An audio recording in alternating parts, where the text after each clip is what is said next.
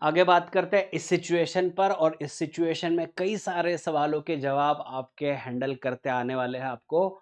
और वो ये चीज है कि जिसमें particle has started SHM from mean position, और ये दूसरी चीज है कि जैसे जिसमें पूछा जाए find the time at which particle is at amplitude के हाफ पर है, a/√2 पर है, या √3/2 a पर है, या फिर a पर है। तो अभी मैं थोड़ा बेसिक चीज यहां पर बात करूंगा बच्चों, तो ये है कि जैसे ही अगर बात करूं पार्टिकल एट x=0 है, हमने ये चीज पढ़ी है कि टाइम पीरियड जो होता है, जो टाइम पीरियड होता है, that time period is for complete oscillation. जो इसके पहले का लेक्चर था, मैं आपको यहां पे रिवाइज करा देता हूं, फास्ट में जरा रिवाइज करा देता हूं। वो ये था,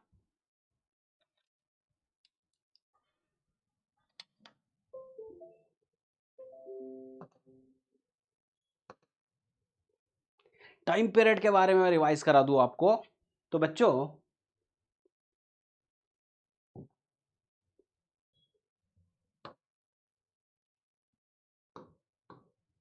ये हमारा इसके पहले लेक्चर में डिस्कशन पूरा हो चुका है। यस यस, मैं इसके बारे में बात करने वाला हूं, इसके बारे में बात करने वाला हूं। तो अगर जनरली ओवरऑल ऊपरी ऊपर देखा जाए तो पार्टिकल यहां से स्टार्ट हुआ था, ठीक है, यहां से इसका एसएचएम स्टार्ट हुआ है, और एसएचएम स्टार्ट हुआ है तो सिर्फ दिखाने के लिए ऐसे दिखाया गया है कि ये इस साइड से इधर आ रहा है, फिर वापस रिटर्न आ रहा है, फिर रिटर्न यहां पर आ रहा है, फिर यहां से आ रहा है। तो हमने टाइम पीरियड पर यह चीज बोला था कि अगर एक ऑसिलेशन कंप्लीट हो जाए तो उसका टाइम पीरियड कैपिटल टी होता है। तो एक ऑसिलेशन कंप्लीट का मतलब क्या है, जैसे यहां से स्टार्ट किया, तो मैं इसको ऊपर के रेफरेंस फ्रेम में डाल देता हूं। ये स्टार्ट तो x=0 से किया, लेकिन इसका जो वेलोसिटी का डायरेक्शन है वो टुवर्ड पॉजिटिव ए था। फिर यहां से ये प्लस ए तक पहुंचा, फिर यहां से ये वापस मीन पोजीशन पर आया। अच्छा, जहां से स्टार्ट किया वहां पर आया, लेकिन वेलोसिटी की डायरेक्शन देखो बच्चों, ये तो लेफ्ट में आ गई है। तो वन ऑसिलेशन के लिए नेसेसरी कंडीशन ये था कि पार्टिकल वहीं पहुंचना चाहिए जहां से उसने स्टार्ट किया, लेकिन दूसरी कंडीशन ये थी कि उसने उसकी जो वेलोसिटी की डायरेक्शन है वो भी सेम ही होनी चाहिए जो पहले थी। आपको यहां पर दिख रहा है कि पार्टिकल जो है मीन पोजीशन पर पहुंच चुका है, लेकिन वेलोसिटी की डायरेक्शन जो इधर थी, अभी ये माइनस आ रही है, निगेटिव अपोजिट डायरेक्शन में आ रही है। फिर ये यहां से यहां तक आया, रुका, और फिर वापस आया। अभी बच्चों देखो, ये जब यहां पर आ चुका है, एक्चुअली इसी लाइन पर हो रहा है, सिर्फ थोड़ा मॉडिफाई करा के दिखा दिया। तो मीन पोजीशन पर आ गया और उसकी वेलोसिटी की डायरेक्शन जो पहला पॉइंट था वही यहां पर मिला है, तो एक ऑसिलेशन कंप्लीट हो गया। अच्छा, एक ऑसिलेशन अगर कंप्लीट हो चुका है तो मैं टाइम पीरियड जो है, टाइम पीरियड टोटल टी लग गया मुझे। तो अगर टाइम पीरियड मेरे पास कैपिटल टी है तो उसको डिवाइड कैसे करूं? जैसे यहां से स्टार्ट किया होगा, ये जर्नी करते समय टाइम t/4 हुआ होगा, फिर वो रिटर्न जब आता है तो उसमें प्लस t/4 करो, मतलब जब यहां पर आ गया, ये टाइम t=0 से स्टार्ट किया था, ये t/4 पर आ गया, और ये t/2 पर आ चुका है। फिर यहां आएगा 3t/4 पर, और फिर यहां आएगा टाइम पीरियड t पर। तो एक ऑसिलेशन कंप्लीट करने के लिए मुझे टाइम पीरियड t लग गया। आप इसको ऐसे भी ध्यान में रख सकते हो, 0t/4, 1t/4, 2t/4, 2t/4, 3t/4, 4t/4। और जो एग्जाम्पल मैंने आपके साथ अभी शेयर करना है वो इस पर्टिकुलर सेक्शन वाला स्टडी पूरा चल रहा है। तो इससे क्या ध्यान में आएगा, 0 टू प्लस ए पहुंचने के लिए इसको पूरा जो टाइम लगने वाला है, टोटल टाइम पीरियड टी की जगह पर t/4 लगने वाला है। तो t/4 लगने वाला है, मतलब इसको यहां से यहां x=+a तक पहुंचने के लिए टाइम लगने वाला है t/4। ये 0 से स्टार्ट किया, टाइम t/4 इतना लगने वाला है। तो SHM starts from mean position, तो फोर्थ का तो आंसर वैसे ही मुझे मिल चुका है कि जब वो प्लस ए पर पहुंचेगा तो टाइम टोटल हो चुका है, जो टाइम पीरियड था उसका 1/4 सेक्शन हो चुका है ना, तो टाइम t/4 हो गया। अभी सिंपल सिंपल तो काफी लग रहा है, अभी मेरा सेकंड क्वेश्चन समझ लो, what will be the time when it reaches at a/2। जब ये x equal to a by two, मतलब यहां पर x equal to a by two पर अगर पहुंच जाता है तो क्या होगा? x equal to a by two पर पहुंच जाए तो क्या होगा? कितना आंसर आने वाला है, कितना टाइम लगने वाला है, मन में सोचो आप। तो कई सारे बच्चे शायद ये आंसर दे देंगे कि 0 से प्लस ए तक पहुंचने के लिए t बाई 4 लग गया, तो उसका हाफ मतलब a बाई 2 पर पहुंचने के लिए t बाई 8 लगा होगा। बच्चे ऐसा सोच सकते हैं, आप ऐसा सोच सकते हो कि 0 से a तक पहुंचने के लिए t बाई 4 लग गया, तो a बाई 2 तक पहुंचने के लिए कितना, तो t बाई 4 का भी हाफ लगेगा। तो अगर ऐसा आप करते हो तो बच्चों यह आंसर गलत मिलने वाला है, ये गलत मिलने वाला है, ये समझ लो ये गलत मिलने वाला है। ये ऐसा क्यों गलत मिलने वाला है? क्योंकि क्या हो गया ना, पार्टिकल जो ऑसिलेट कर रहा है, तो ऑसिलेट करते समय that motion is an accelerated motion. हर एक डिस्प्लेसमेंट पर एक्सेलरेशन की वैल्यू अलग अलग है, और वैल्यू अगर अलग अलग है तो इसका स्पीड अलग अलग होगा। तो ऐसे तो बिल्कुल नहीं होगा कि कांस्टेंट स्पीड से अगर जा रहा होता तो शायद मेरा लॉजिक करेक्ट होता कि यहां तक पहुंचने के लिए इतना टाइम अगर लग रहा है 1/4, तो यहां पहुंचने के लिए 1/8 लगेगा। तो ऐसा अगर कांस्टेंट स्पीड है, तो यहां पर कांस्टेंट स्पीड नहीं है, तो इसको आपको गलत है। तो अभी क्या करना है समझ लो। मैंने यहां बोला SHM starts from mean position, और इसके पहले ही मैंने डिस्कस कर लिया है कि 99% जो केसेस होने वाली है उसके हिसाब से, तो मैं x equal to A sine omega T का इस्तेमाल करने वाला हूं। ये मेरे लिए मास्टर फॉर्मूला है, और आपका एंट्रेंस के सम इसमें से सॉल्व हो सकते हैं। तो मेरा ये मास्टर फॉर्मूला जो है अभी यहां पर बन चुका है ए साइन ओमेगा टी, क्योंकि SHM starts from mean position. और x की वैल्यू जो होती, जो कोई भी x की वैल्यू बताई गई है, that is always measured from mean position. कहां से मेजर की जाती है? मीन पोजीशन से मेजर की जाती है। तो मैं फर्स्ट पॉइंट बोलूंगा, इन्होंने जो बोला है x equal to a by two, तो चलो ए बाई टू। तो देयरफॉर जो मेरा फॉर्मूला है x equal to A sine omega t, तो x की जगह पर a by two equal to A sine omega t आ गया, राइट। तो साइन ओमेगा टी का मतलब बच्चों 1/2 आ गया। तो साइन ओमेगा टी तो एक तरीके से एंगल ही है, तो एंगल का मीनिंग 1/2 आ गया, मतलब ओमेगा टी की वैल्यू कितनी होनी चाहिए? 30 डिग्री होनी चाहिए।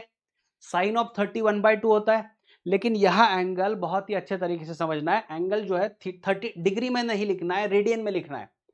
तो इसका मतलब ये 30 डिग्री है, तो 30 डिग्री मतलब π/6 हो चुका है।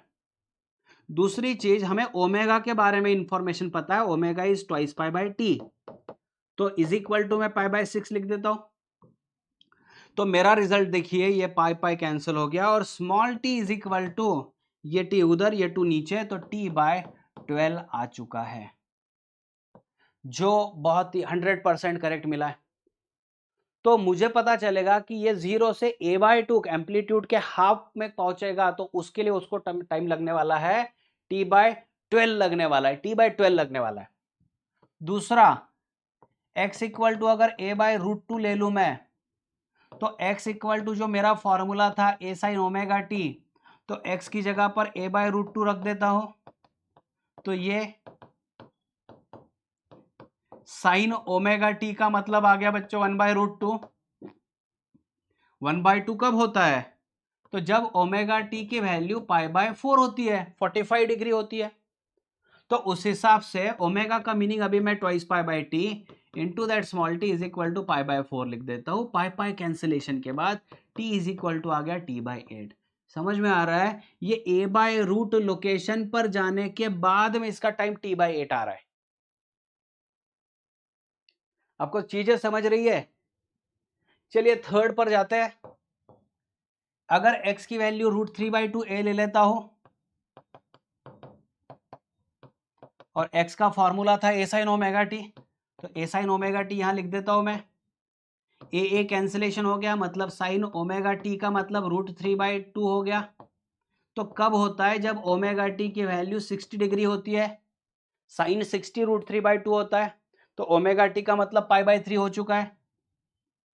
इसका मतलब ओमेगा तो 2 pi by capital T into small t is equal to pi by 3 आ गया बच्चों। ये pi pi cancel, so small t is equal to T by, ये आ गया 6। आप इतना इजीली इसको निकाल सकते हो, सॉल्व कर सकते हो, ये बहुत ही आसान तरीका होगा। अच्छा, x इक्वल टू ए का ऑलरेडी आंसर मिल चुका है, लेकिन निकालना अगर आपको है एज एन एग्जाम्पल, तो x की वैल्यू में a ले लेता हूं, और x का फॉर्मूला तो a साइन ओमेगा टी था ही, तो इससे मुझे पता चलेगा sine omega t equal to 1। तो ओमेगा टी 1 कब होता है, तो मतलब सॉरी, साइन की वैल्यू 1 कब होती है, तो साइन पाई बाय 2 साइन 90 पर होती है, तो ओमेगा टी की जगह पर मैंने पाई बाय 2 रख दिया, तो पाई पाई कैंसिल होने के बाद t इज इक्वल टू मुझे मिल चुका है t/4। तो बच्चों ये रिजल्ट इस तरीके से मिलने वाले हैं। आपको 100% जो फोकस करना है वो इस फॉर्मूले पर करना होगा, if SHM start from mean position, यही इंपॉर्टेंट है। तो ब्लाइंडली वो मत फॉलो करो कि इतना यहां तक पहुंचने के लिए इतना टाइम, फिर उसका हाफ डिस्टेंस इतना टाइम, नहीं करना है। तो चलो मैं यहां पर समराइज कर देता हूं इसको सारे को। तो मैं क्या करने वाला हूं, क्योंकि मुझे भी पता है कि सिर्फ एक ही लोकेशन में सारी चीजें चलने वाली है, तो मैं इसको x इक्वल टू 0 रख देता हूं, और यहां पर x इक्वल टू प्लस ए रख देता हूं।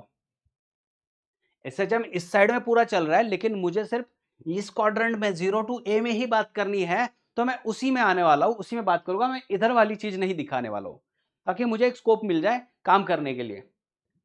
फिर देखिए a अगर है तो a/2 एग्जैक्टली यहां पर आने वाला है, a/2 का मतलब 0.5 टाइम्स a होने वाला है, 0.5 टाइम्स a। चलो a/√2 कितना होता है, तो a/√2 1/√2 0.707, तो a/√2 का मीनिंग यहां पर मिल गया 0.707 ऑफ a। थोड़ा सा आगे निकाल दिया मैंने, और √3/2, √3/2 a मतलब √3 1.732 a डिवाइडेड बाय दैट 2 0.8, हाँ 16, सो 1 0.866, तो इसके आगे आने वाला है, मतलब यहां पर मैं डाल देता हूं, तो √3/2a मतलब 0.866 a, यही आने वाला है ना।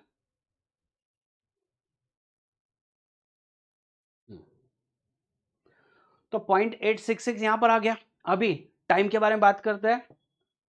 अगर यहां पर टाइम t की वैल्यू 0 है, तो a/2 पर t/12 है, और यहां पर a/√2 पर